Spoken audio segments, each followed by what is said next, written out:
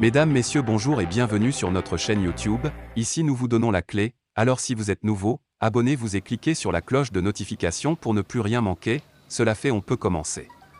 CAN 2025, après le retrait de la Guinée, la course à l'organisation est ouverte. Au cours d'une conférence de presse donnée à Alger samedi 1er octobre, Patrice Motsepe, le président de la CAF, a annoncé qu'il ne voulait qu'aucun pays ne soit favorisé dans l'attribution de l'organisation de la CAN 2025 au lendemain du retrait de la Guinée. Il y aurait une dizaine de candidatures potentielles.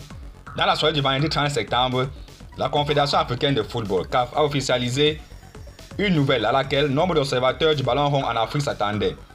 L'organisation de la Coupe d'Afrique des Nations 2025 est retirée à la Guinée. Bien trop en retard dans le cahier des charges d'un tel événement, Patrice Motsepe était à Conakry pour s'entretenir avec les autorités guinéennes quelques heures avant cette officialisation. Samedi, le président de la CAF s'est rendu à Alger, en Algérie, et s'est exprimé face au micro, à marge du tirage au sort du CHAN 2023.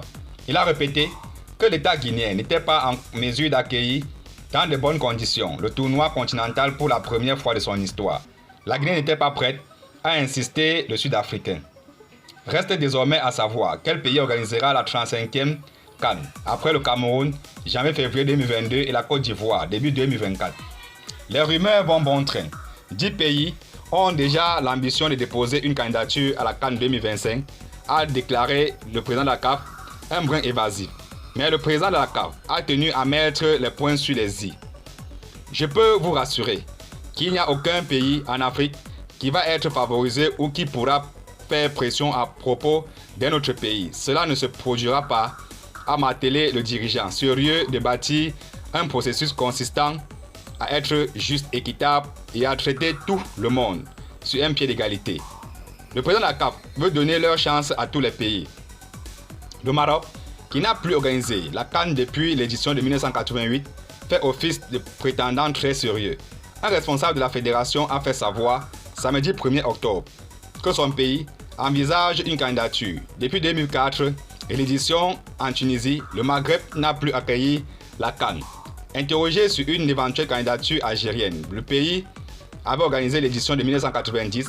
Patrice Motsepe a assuré prendre très au sérieux ce que la population en Algérie pense de la CAF, tout comme ce que pense chacun des pays africains de nous.